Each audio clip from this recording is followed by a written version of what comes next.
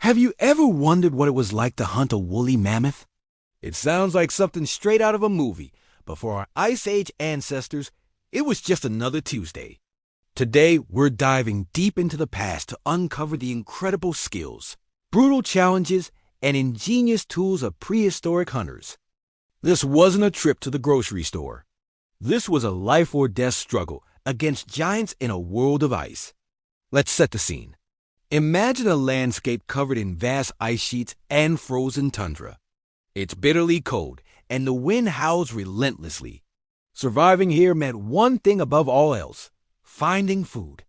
And the biggest prizes on the menu were the megafauna massive animals like woolly mammoths, giant bison, and saber-toothed cats. These creatures weren't just food. Their hides provided clothing and shelter, and their bones and tusks were raw materials for tools and art. Everything depended on a successful hunt. So, how did they do it? A single person stood no chance against a 10-ton mammoth. The key was teamwork. Hunting was a highly coordinated group effort. These early humans were masters of strategy. They couldn't just run up to a mammoth and hope for the best. They had to be smart. They used the landscape to their advantage, driving herds towards natural traps like cliffs or narrow ravines. Imagine the tension as a group of hunters, armed only with spears, slowly and silently corrals a herd of massive beasts, waiting for the perfect moment to strike. And what about their weapons? Forget high-tech gear. These hunters relied on what they could make with their own two hands. Their primary weapon was the spear.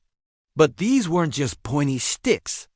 Early on, they used heavy, handheld thrusting spears, which meant getting dangerously close to their prey. You had to have incredible courage to face down a giant bison with just that. Later came a game-changing invention, the spear thrower, also known as an atlatl. This was essentially a wooden lever that acted as an extension of the hunter's arm. It allowed them to launch a lighter spear or a dart with much greater force and from a safer distance. It was a revolutionary piece of technology, dramatically increasing their hunting efficiency, and more importantly, their chances of survival. It was the sniper rifle of the Stone Age, but a successful hunt was only half the battle. Once the massive animal was down, the real work began. Butchering a mammoth with stone tools was a monumental task that required the entire community's effort. Every part of the animal was used.